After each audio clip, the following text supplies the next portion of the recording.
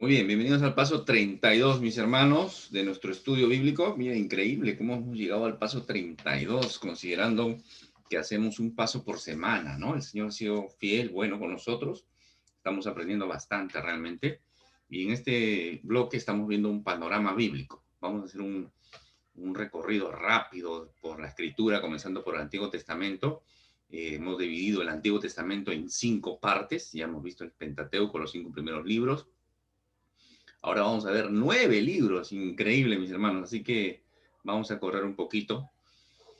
Esto es como viajar en avión, decíamos, ¿no? Viajar en avión y vemos, no tenemos el detalle como un turista de caminar y ver, Dios permita que a nivel de seminario hay un estudio sobre cada uno, cada bloque, ¿no? Libros históricos, pentateuco, poéticos, todo.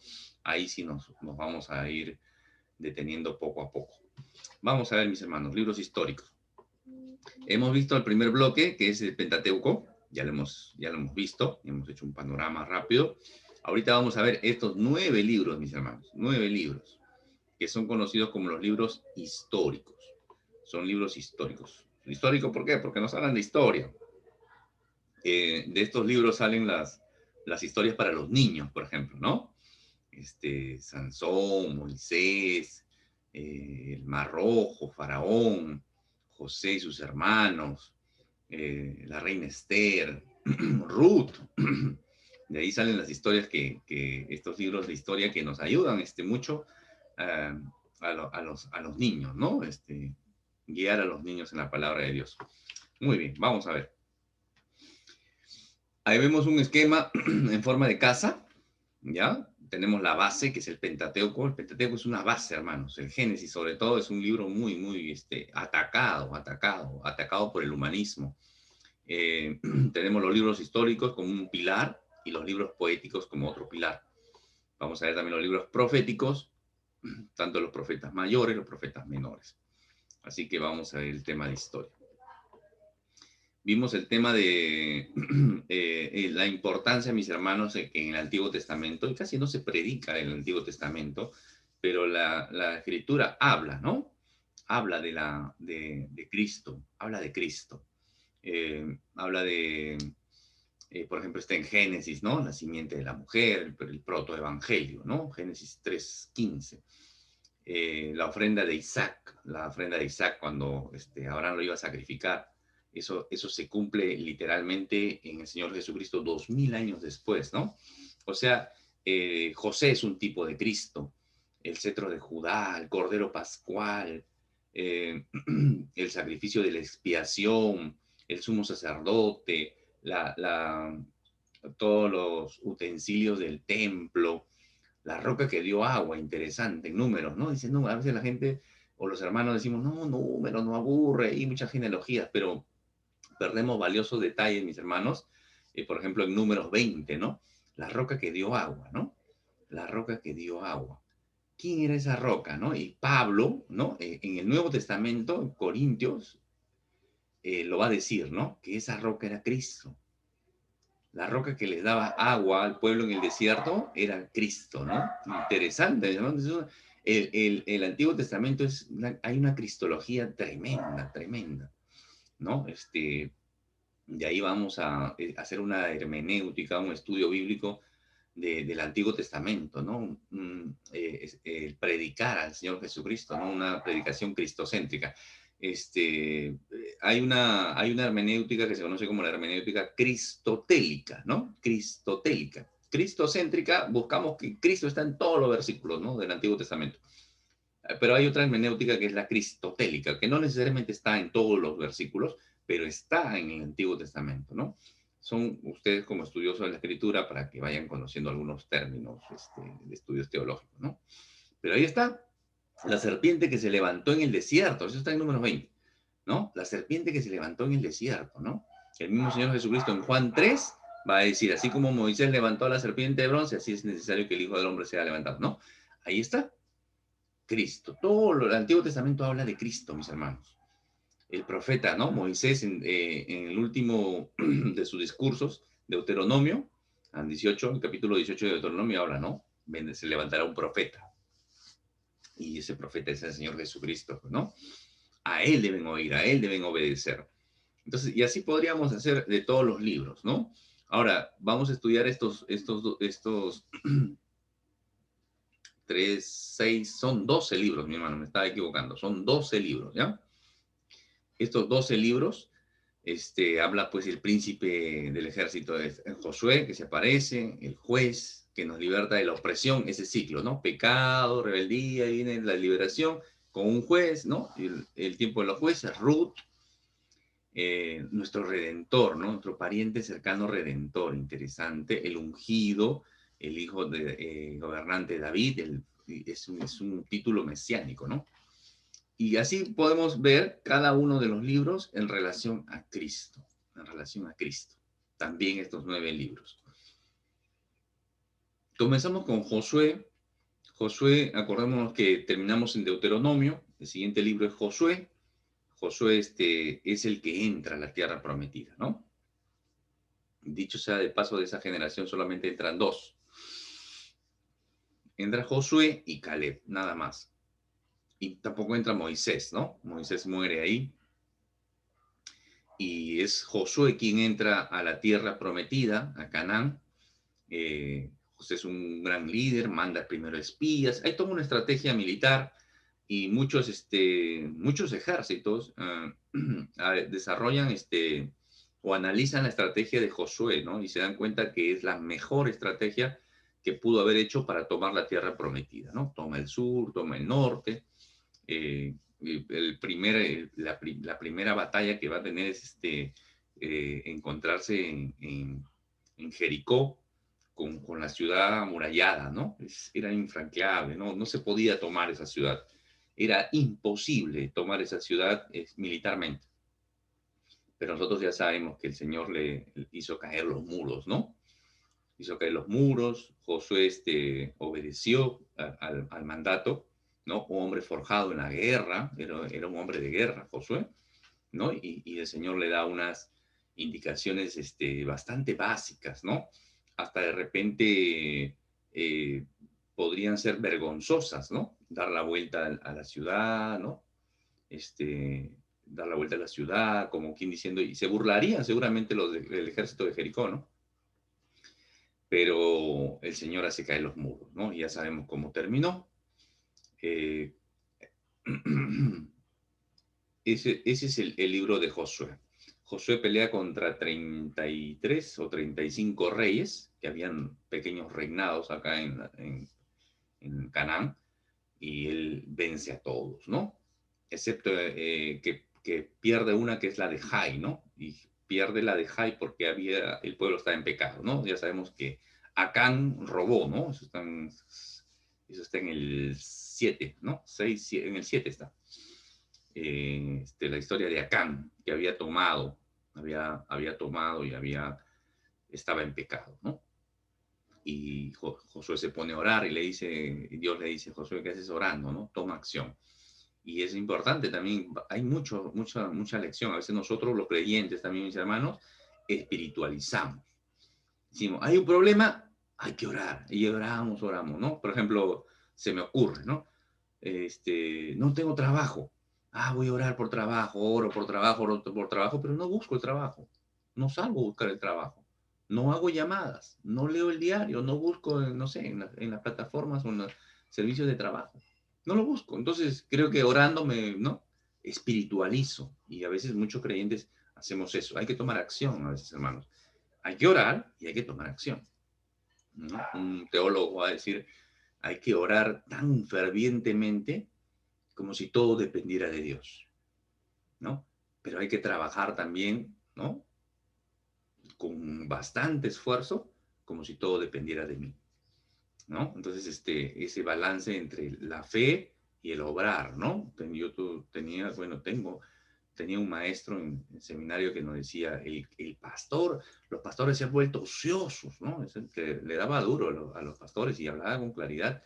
Ya se han vuelto ociosos, no quieren hacer esto, no. El pastor tiene que tener una mano, su Biblia tiene que estar en una mano, en la otra tiene que estar la pala, decía, ¿no? Como diciendo el trabajo y la obra, ¿no? La obra y el trabajo. Y a veces se descuida eso, ¿no? Se descuida eso y Son pocos los pastores que he conocido que realmente son tanto dejados, ¿no? Por no decir otra palabra. Esta era la distribución de las 12 tribus, así fue la distribución. Antes de cruzar a la tierra prometida, ¿no? Estas tribus de Manasés, la mitad de Manasés, de Gad y de Rubén, les pareció bien esa tierra, ¿no? La tierra de Cisjordania, ¿no? Perdón, Transjordania, después del río Jordán. Entonces ellos dijeron, nosotros queremos esta tierra, ya no queremos ir a la tierra prometida, queremos quedarnos acá. Entonces Moisés le dijo, ya, está bien, quédense acá, pero, dejen a sus familias, pero ustedes van a pelear con sus hermanos. Entonces ellos fueron a pelear. Se establecieron en esta zona de acá, pero la gente de guerra, o los hombres, o los varones, en edad bélica, fueron a la guerra, ¿no? O sea, fueron a la tierra prometida a pelear. Ayudaron a sus hermanos. Ah, no, dijeron, no, ya nosotros nos quedamos acá y ustedes vayan ustedes verán cómo hacen, cómo conquistan. No, dejaron a sus familias y fueron a pelear. Interesante, interesante. Esa es hay que ser justos, ¿no? Josué, acá hay un pequeño bosquejo en las condiciones en el tiempo de Josué. Perdón, acá no es Josué, acá es jueces, ¿ya? Esta es la diapositiva de jueces, ¿ya? Terminamos Josué, toda la estrategia, y entramos después de Josué, viene un tiempo como de anarquía. En el libro de jueces, nos va a mostrar lo que pasa. Vamos a corregir acá, jueces, lo que pasa cuando dice que el pueblo, ¿no? Vivía sin Dios, apartado de Dios, no cumplían, no obedecían la palabra de Dios. O sea, esa generación que entró, que conocía al Señor, ¿no? A través de Josué, se fue perdiendo y fue creando una nueva generación que no conocía al Señor. Y eso, el libro de Jueces nos dice eso, interesante, lo menciona como 5 veces, ¿no? Lo mencionan como 5 veces que no conocían al Señor, que estaban apartados del Señor. Y cada quien hacía lo que le daba la gana, ¿no? Cada quien hacía lo que mejor le parecía. Ese es el libro de Jueces. El libro de Jueces es un desastre, mis hermanos, ¿no? Y entran y eso es lo que pasa, mis hermanos, a veces, y eso es lo que pasa en la iglesia actualmente también, ¿no? Actualmente vemos en las iglesias cristianas bastante personas con cabello canoso, ¿no? Bastantes personas mayores y pocos jóvenes, pocos jóvenes. Entonces, ¿qué está pasando? Que la generación no ha ido legando eso a los jóvenes. Por eso que encaminar o presentar el Evangelio, llevarlos por el camino a los muchachos desde muy niños, ¿no? Niños, jóvenes. Entonces, mantienen ese caminar y no se pierde. Ahora la juventud está totalmente embebida en lo sensual del mundo. El mundo los está discipulando y los está discipulando para mal. Ya los valores morales ya no existen. La sensualidad, la pornografía, el sexo libre, las drogas, es libre y los padres han perdido ya como que ese control. No es un control avasallador, sino que no es una generación temerosa de Dios. Eso es terrible, terrible.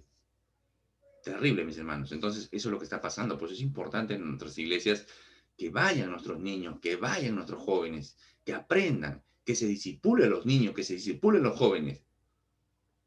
A veces, cuando se congregaba, los niños, los jóvenes estaban en su escuela dominical y estaban 1 hora, 2 horas, pero de lunes a sábado el mundo los disipula. Un día lo disipulamos en la iglesia y todo. Entonces, ¿dónde debe de ser? En las familias, en los hogares. Por eso que la familia y el hogar y el matrimonio siempre está bajo ataque, mis hermanos. Siempre está bajo ataque. Porque esa es la forma en que Satanás levanta generaciones torcidas. Y eso es lo que fue lo que pasó en Jueces. No conocían al Señor. Cada quien hacía lo que le daba la gana. Y entraron en ese círculo vicioso. El círculo vicioso que observamos en Jueces es pecado. El pecado lleva a esclavitud, mis hermanos. El pecado lleva a esclavitud. Esclavitud y muerte, ¿eh? alguien siempre estaba aplastando al pueblo por su pecado. Entonces, el pueblo, ¿qué hacía? Cuando sentía la presión, venía el arrepentimiento. Se daban cuenta, nos hemos apartado de Dios, necesitamos volver a Dios. Entonces, ¿qué hacía Dios?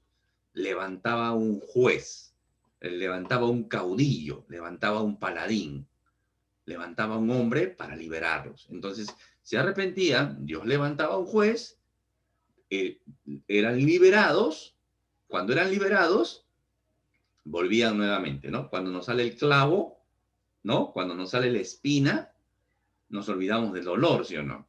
Pero mientras está la espina en el pie, necesitamos con el dolor. Pero cuando nos sale la espina, pasó el dolor, nos olvidamos. Nos olvidamos.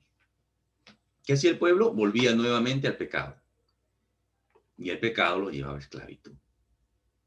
Y la esclavitud, nuevamente se daban cuenta que necesitaban arrepentirse. Y levantaban un juez. Ese es el ciclo.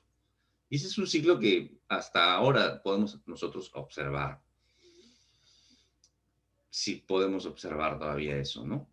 Entonces, ahí vamos a encontrar pues a Otoniel, a Og, Débora, Barak, Gedeón, a Jefté, a Sansón, ¿no? Famoso. Ahí Sansón está dentro de los jueces. ¿Ya? Entonces, ¿qué más podemos acá? Avanzamos con Ruth. Ruth, entonces, es el libro número, a ver, vayan respondiendo en sus mentes. Ruth es el libro número, claro, si tengo el Pentateuco, que son 5, ya pasé Josué, Jueces, Ruth vendría a ser el 8º libro de la escritura, ¿no? En el orden como lo tenemos nosotros. Ruth es una historia muy bonita, mis hermanos, es una novela muy bonita, son cuatro capítulos que realmente uno lo lee como una novela, ¿no? Es muy, muy bonito, hay mucha riqueza, uno lee la historia, hasta uno puede criticar realmente ciertas actitudes, pero hay un contexto teológico en todo lo que hace Ruth, ¿no? Considerando que Ruth no era judía, ¿no? Ruth era una mujer moabita, ¿no? Entonces, ahí vemos la historia de la mujer es Noemí. Noemí era su suegra. Su esposo muere, sus hijos mueren. Bueno, le dice, ¿saben qué, chicas? A Ninfa y a Ruth, bueno, ya yo soy pobre, no estamos en problemas acá, vayan a la casa de sus padres, ¿no? Bueno, Ninfa se va, pero Ruth dice, no, yo me voy a quedar contigo, ¿no? Y es el punto interesante porque Ruth podía tranquilamente estar bien de repente en la casa de sus padres, ¿no? Pero opta por quedarse con Noemí, apoyarla, ¿no? Porque estaba sola. Era una mujer anciana que no se podía valer ya de repente en sus fuerzas, ¿no? Entonces ella decide. Y esa expresión tan bonita, ¿no? Creo que está en 1:16, donde le dice, tu pueblo será mi pueblo, ¿no? Y tu Dios será mi Dios. Ella se compromete con el Dios, el Dios viviente, ¿no? Y se compromete, una mujer extranjera se compromete. Y Ruth es genial, porque Ruth entra en el linaje, en la genealogía del Señor Jesús. Ruth es una antepasada, ¿no? Dentro de la línea ascendente del Señor Jesús. Eso lo puedes encontrar en Mateo, capítulo 1. Ahí está. Ruth entra a la genealogía del Señor Jesús, ¿no? Se casa con Boz. Boz era el pariente que la podía redimir, ¿no? La podía redimir. Y Boz se vuelve un tipo de Cristo, ¿no? Nosotros, extranjeros, nosotros, foráneos, fuera no somos naturales de la línea de Abraham, por etnia, ¿no? Somos adoptados, ¿no? En el Señor Jesús. Ese es nuestro Redentor. Nosotros como gentiles somos adoptados. Necesitábamos un pariente redentor. Hay mucha historia acá, muy bonita la historia de Ruth. Primero de Samuel, entramos a primero de Samuel. En este primero de Samuel es el cambio de los jueces, ¿no? Había jueces al rey, ¿no? es una transición. Acá he puesto algo, una cronología. Acá está, a ver, perdón. Acá está Josué, viene la época de los jueces, acá están, y después de esta era viene primero de Samuel, ¿no? Acá va a estar Elí, y después de Elí va a estar Samuel. Ahorita vamos a ver eso. Elí era el sacerdote, ¿no? Pero sus hijos eran blasfemos, ¿no? Rebeldes, hacían lo que le daba la gana y Elí no los corregía. Ese es un error que tiene Elí como padre, ¿no? Y Dios le llama la atención 2 veces sobre sus hijos. Y él dice que Elí no los había estorbado siquiera, ¿no? No los había corregido. Elí era un sacerdote itinerante, ¿no? Descuidó de repente la crianza de sus hijos, ¿no? Podemos ahí hacer cierto análisis. Por eso que son los hijos de Elí, ¿no? Y sus pecados no son perdonados de los hijos de Elí. Y por eso que entra Samuelito, ¿no? Samuel, hijo de Ana, una mujer estéril, que le clama al Señor, el Señor escucha su oración y levanta a Samuel. Y ahí aparece el profeta Samuel, ¿no? Que crece bajo la tutela de Elí. Y Samuel es el famoso profeta que comienza a liderar hasta que el pueblo comienza a reclamar, ¿no? El pueblo, nuevamente el pueblo, ¿no? Dice, estamos cansados de que nos gobierne, seamos gobernados por jueces o por profetas, ¿no? Queremos nosotros, como las otras naciones, queremos un rey, queremos tener nuestro rey también. Entonces, Samuel se siente mal, ¿no? Se siente mal porque, bueno, dice, ¿ustedes quieren un rey? Bueno, van a tener un rey. Y Samuel ora al Señor y le dice, Señor, me han desechado, ¿no? Me han desechado. Y Dios le dice a Samuel, no te han desechado a ti, me han desechado a mí. ¿Por qué? Porque si bien es cierto, habían jueces, habían profetas, y estaba Elí, estaba Samuel, pero ellos no gobernaban. Ellos eran la voz de Dios. Acordémonos que los profetas eran la voz de Dios que era transmitida a través del profeta al pueblo.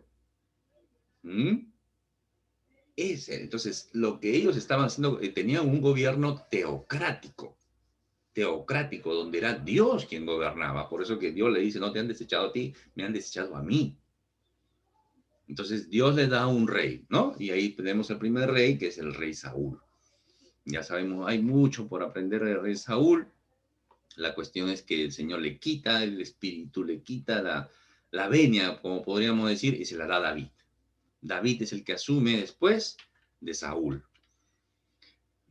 Y ahí entramos a segundo de Samuel, ¿no? Que tiene un paralelo con Crónicas, ¿no? Primero de Crónicas, tiene un paralelo, por eso que lo he puesto junto ahí, ¿no? Entramos a la era de los reyes. ¿Cuáles son las eras de los reyes? Está Saúl, está David y está Salomón, ¿de acuerdo? Entonces, en el tiempo de David, segundo de Samuel ya, está todas las malas situaciones que comienza a pasar David, ¿no?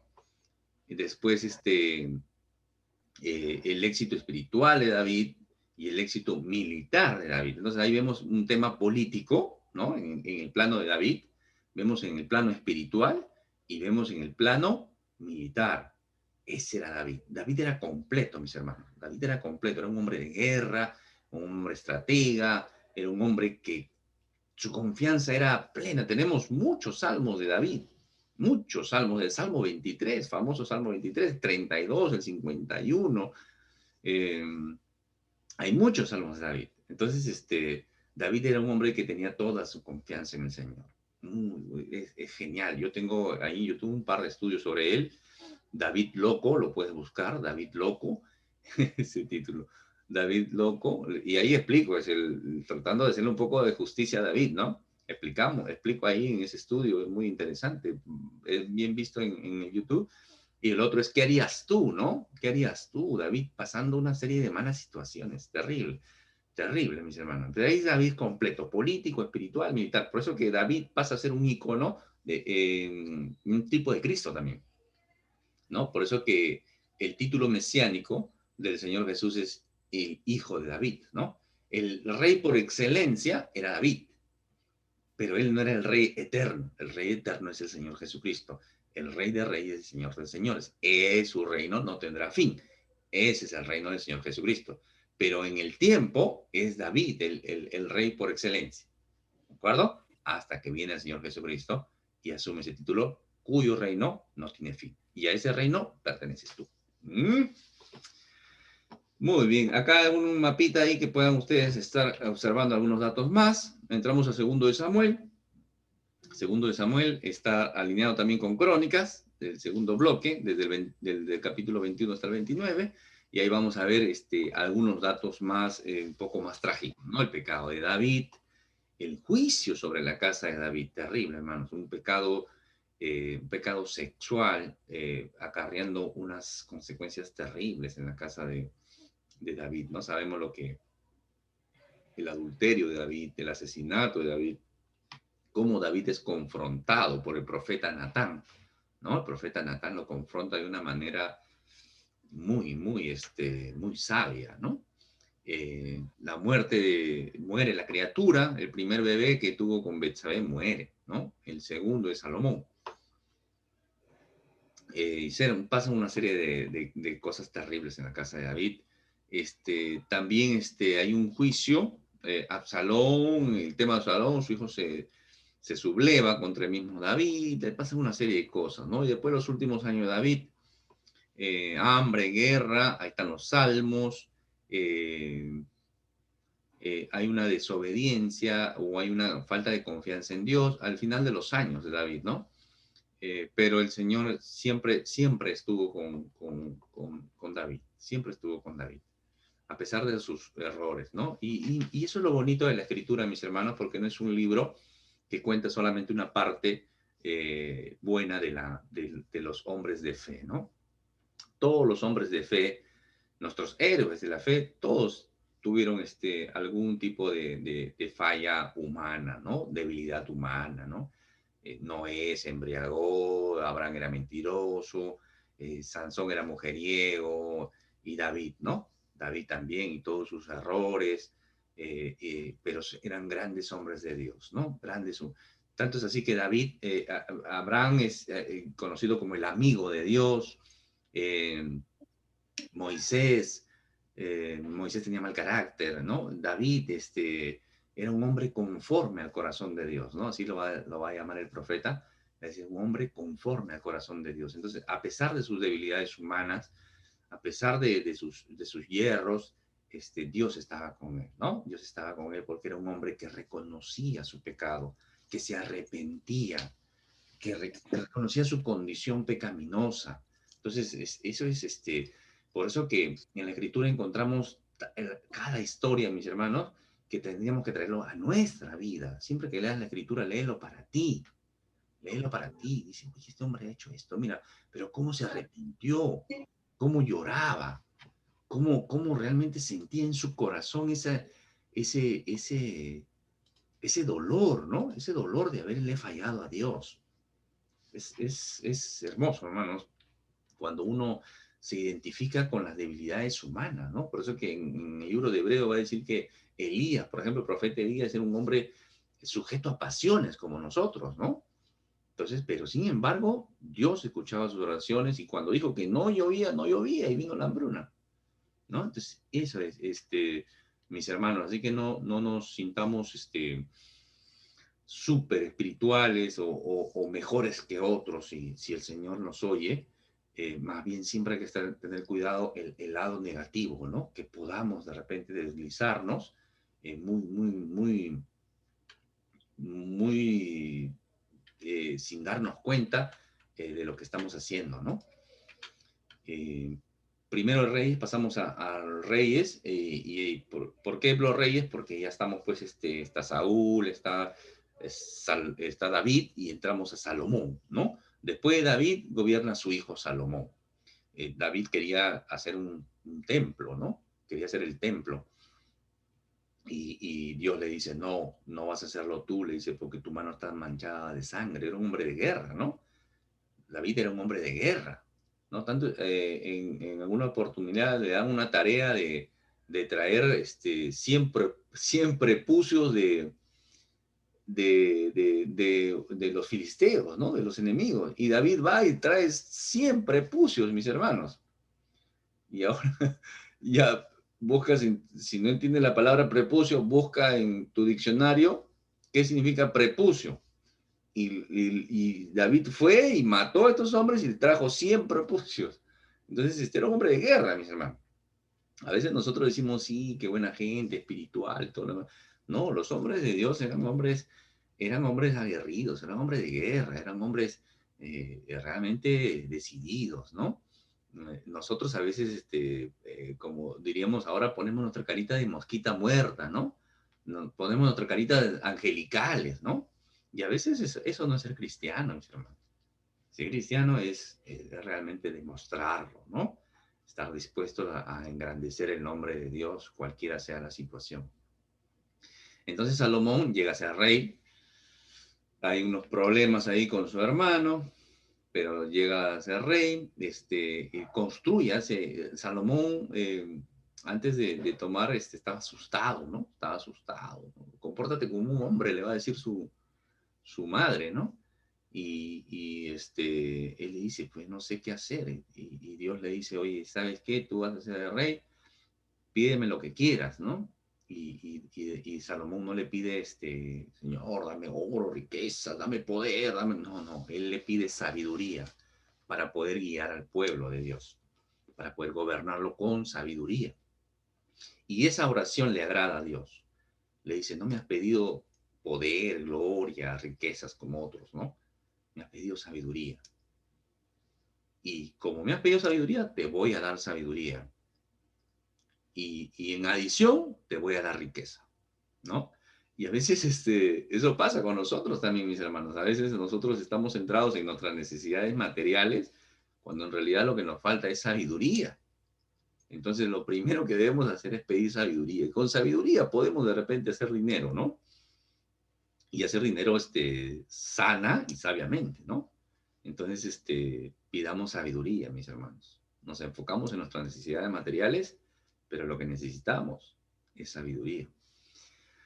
Entonces, y Salomón, pues, construye el templo, ¿no? El templo, el primer templo, construye Salomón, un templo es espectacular, mis hermanos. Hay gráficos, hay videos, hay recreaciones de eso, ¿no? Del templo de Salomón, no fue igualado, ¿no? El segundo templo fue el de Zorobabel y el tercero es el que construyó Herodes, ¿ya? Muchos judíos no lo consideran al tercer templo el que construyó Herodes, que también era magnificente, ¿no? Muy, muy, muy bueno, muy, muy lindo. Pero el que hizo Salomón era espectacular, mis hermanos, primer templo. Actualmente en Jerusalén, cuando uno ve la foto de Jerusalén, ve como un domo, una cúpula dorada, ¿no? Que uno puede ver, ahí está el templo, no, el templo ya no está, mi hermano, no hay templo. Y en lugar de ese templo, hay una mezquita más bien, ¿no? Que se conoce como la mezquita de Omar o la cúpula de la roca. Eso que ven un domo dorado ahí, ese es netamente árabe, ¿no? Islámico. Y lo construyeron en el año 600 de nuestra era. Entonces no hay templo, ¿no? Pero Salomón construyó el templo, hizo su palacio, hizo grandes cosas, mis hermanos, hizo el comercio lo expandió en todo el mundo conocido. Ahí hay un mapa que he puesto. Comenzó a traficar, ¿no? Traficar en el buen sentido, ¿no? A negociar a nivel mundial, ¿no? A nivel mundial. Y era un hombre, pues, su riqueza era incomparable, mis hermanos. Era incomparable. No existe Rockefeller o cualquier otro hombre que pueda haber tenido la riqueza que tuvo Salomón. Era incomparable. La riqueza y la sabiduría que tenía Salomón, ¿no? Por eso que cuando va la reina de Saba, ¿no? Eso está en Primero de Reyes 10 y en Segundo de Crónicas 9. esta reina escucha de la sabiduría y la riqueza de Salomón, y aún así va llevándole de regalos, lleva como 1 tonelada de oro, unas cosas, un montón de cosas, ¿no? Dice que cuando esta mujer comenzó a observar la sabiduría dice que la palabra de Dios dice como que perdió el aliento, dice, ¿no? Perdió el aliento. O sea, como una expresión de que, se admiró, ¿no? Oh, ¿no? Pero en realidad, siendo un poco más al original, esta mujer como que se desmayó, ¿no? Se desmayó de todo lo que tenía y toda la sabiduría de Salomón. Hay un problema que el rey ese era el que ejercía la justicia, ¿no? Y un día le traen dos mujeres traen un caso. Una de ellas viene con un bebé y la otra viene sin bebé. Y entra en un problema. Y la mujer que no tenía el bebé, que no tenía ningún bebé, le dice, estábamos las dos, estábamos durmiendo, nos estábamos calentando, y ella en la noche ha aplastado a su hijito y lo ha asfixiado. Entonces, y lo ha matado. Y como yo estaba dormida, me ha cambiado a mi hijo. Ese hijo que está cargando es mío, y el que ella me lo puso a mí, está muerto, es de ella. Y la otra mujer decía, no, este es mi hijo, decía, este es mi hijo, y estaba en ese problema. Y Salomón tenía que resolver el caso, ¿no? Y Salomón dice, bueno, ¿quién dice la verdad? ¿Quién está mintiendo? Guardia, tráeme una espada. Tráeme una espada. Pongan a la criatura acá en el medio, en esta mesa. Lo voy a partir a la mitad. Lo voy a partir a la mitad. La mitad para cada una, dice Salomón.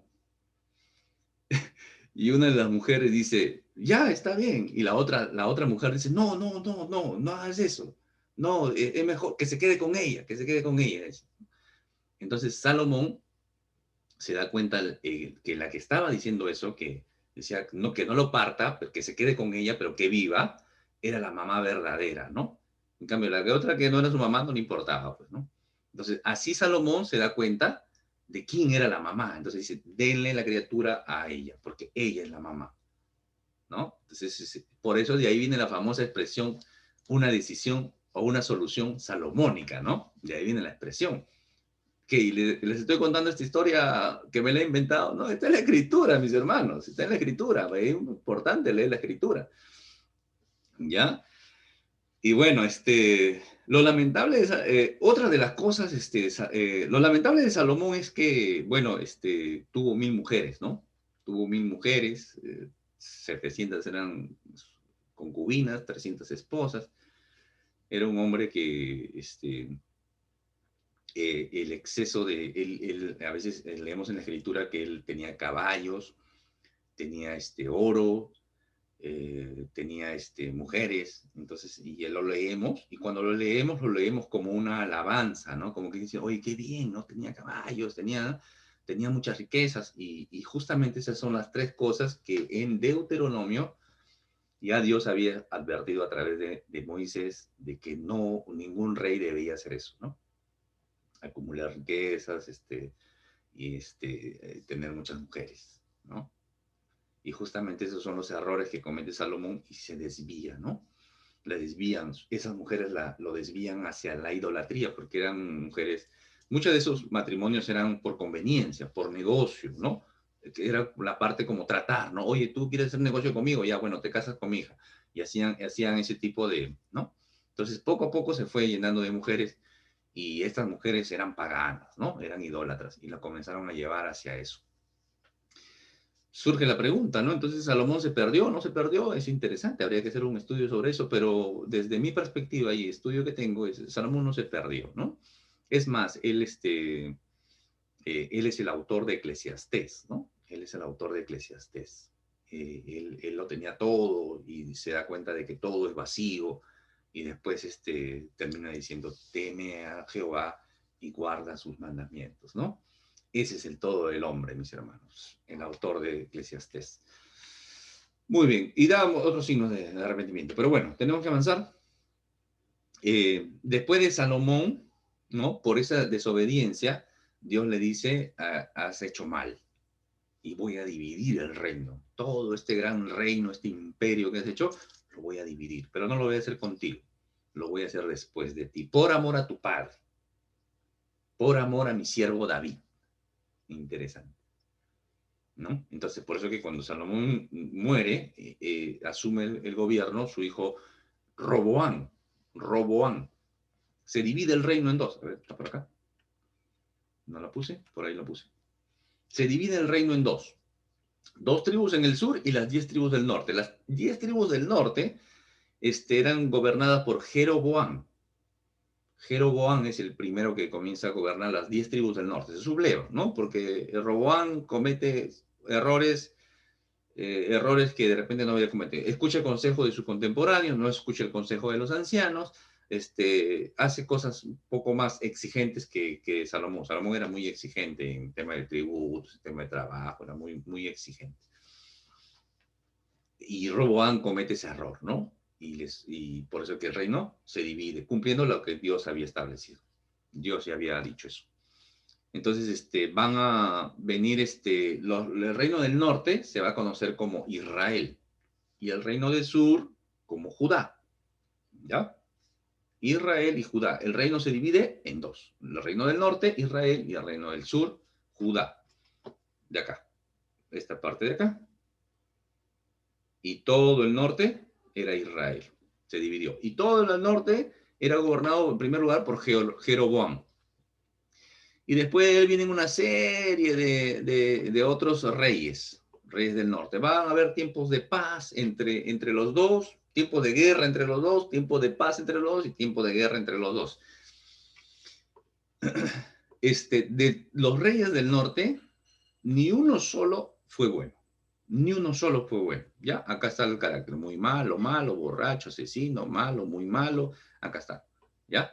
Jehú en sus inicios, pero después también se vuelve malo, ¿no?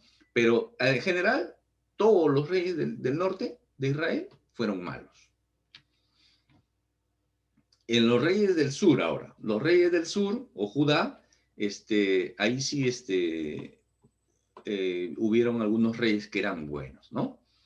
Asa, Josafat, Joram, a ver, acá está por acá, Joás, Amasías, Azarías, Jotán, Ezequías. Por ejemplo, Ezequías, ¿no? Este es un ejemplo que siempre doy, Ezequías. Ezequías fue un rey bueno. ¿Por qué? Porque no permitía idolatría, no permitía, restableció la adoración a Dios, etcétera, etcétera, ¿no? Entonces, Ezequías fue un buen rey. Dios le dice, Ezequías, prepárate, deja tus cosas listas, porque ya es hora de que partas. Y Ezequías se pone a llorar, le dice, Señor, todavía no, que esto, que aquello. Dios le dice, bueno, tus oraciones han sido escuchadas, te voy a dar 15 años más. ¿Y qué pasa en esos 15 años? Tiene un hijo más, que es Manasés. Y Manasés va a llegar a ser el peor de los reyes de Judá. Del reino del sur, de Judá, va a ser el peor, ¿no? Va a restablecer la idolatría. Es más, es el que hace pasar niños, su propio hijo lo sacrifica como ofrenda al dios Moloch, ¿no? Como ofrenda quemada. Por eso que y ya Dios había dicho, no harás pasar por fuego, ¿no? A los niños, etcétera, etcétera. ¿Por qué? Porque en los cananeos tenían esta costumbre, ¿no? Esta costumbre pagana de quemar a los niños en sacrificio al dios Moloch, ¿no? Esto es terrible, ¿ya? Entonces, este reino acá está dividido. Acá es un reino que está bajo amenaza. ¿Por qué? Porque ya se venían los babilonios, ¿no? Y van a ser exiliados. Primero, los del reino del norte son exiliados. ¿Por quién son exiliados? Por el imperio asirio. Por el imperio asirio. Son llevados a Nínive. En el año 71 a.C., son llevados. Todo esto pierden, como el imperio asirio, pierden y son llevados, deportados. ¿Qué hace los asirios? Sacan a esa gente, ¿no? A toda la gente que pueden, dejan a lo que realmente no eran útiles como personas. ¿Y qué hacían ellos? traían otros pueblos y los ponían ahí.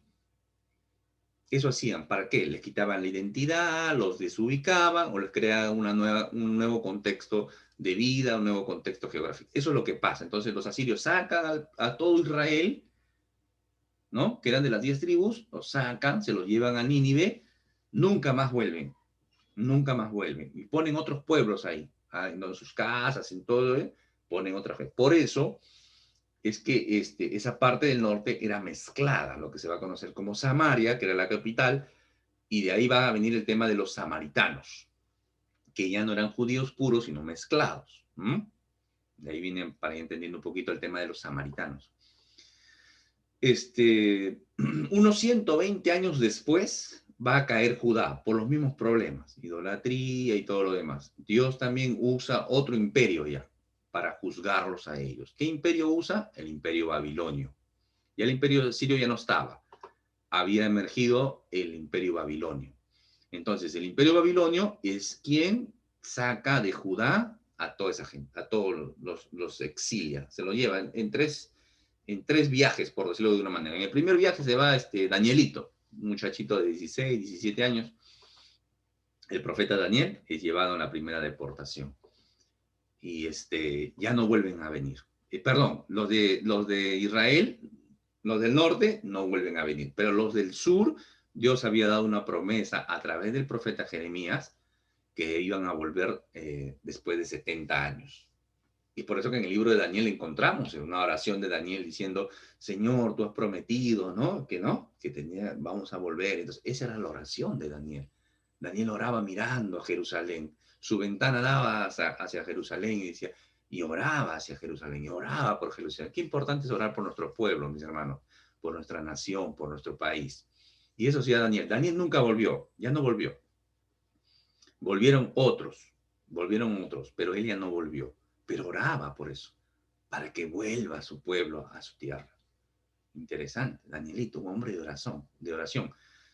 Uno de mis héroes de la fe, Danielito, tremendo, un hombre que no hace concesiones. Muy bien, tenemos tanto que aprender. Entonces entendimos, el norte se los llevó a Siria, nunca más volvieron, y los de Judá, los del sur, fueron llevados por los babilonios. Volvieron, no todos, muchos se quedaron en Babilonia, y volvieron después de 70 años, volvieron, ¿no? Y es interesante cómo Jeremías 21, creo que es, Jeremías 21 habla, ¿no?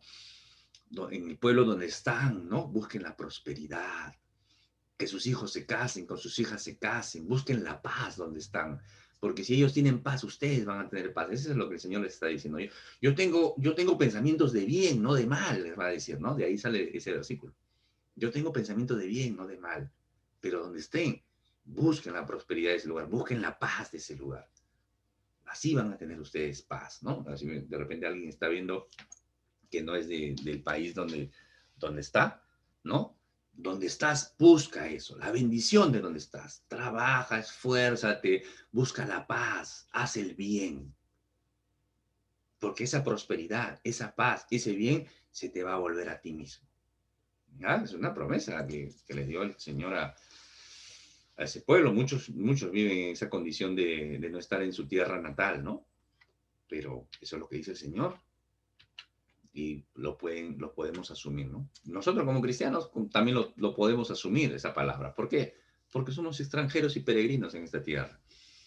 Entramos en los tres últimos libros, que son Esther, Nehemías y Esdras, perdón, Nehemías y Esther, ¿no? Son los tres últimos libros. Acá hay un cuadrito que habla de las tres etapas del cautiverio. En la primera se fue Danielito, ya les expliqué. Acá está Ezequías y después el resto, ¿no? Tres deportaciones o tres exilios a Babilonia. Y hubieron tres regresos también. El primero fue Zorobabel, que regresó a construir el templo. El segundo fue Esdras, que fue un gran maestro. Esdras fue un gran maestro. Entendemos que fue uno de los primeros maestros, ¿no? Bíblicos, por decirlo de alguna manera. Esdras es genial. Esdras 7:10, creo que es el versículo, ¿no? Ese versículo es tremendo. 7:10, te animo a buscarlo después. Y Nehemías, pues, que vuelve a reconstruir los muros de la ciudad, ¿no? Es interesante, mis hermanos, en el libro de Esther, ¿no? Es un libro, Esther, por ejemplo, dentro de su código ético de vida, ¿no? Dios le dio el favor de que todos los que la veían, Dios le dio el favor de todos los que la veían, o sea, siempre estaban bendecidos los que no veían. Ella acudió al Señor mediante la oración y el ayuno. Cuando se acercó al Señor, tenía necesidad de buscar un favor en oración y en ayuno.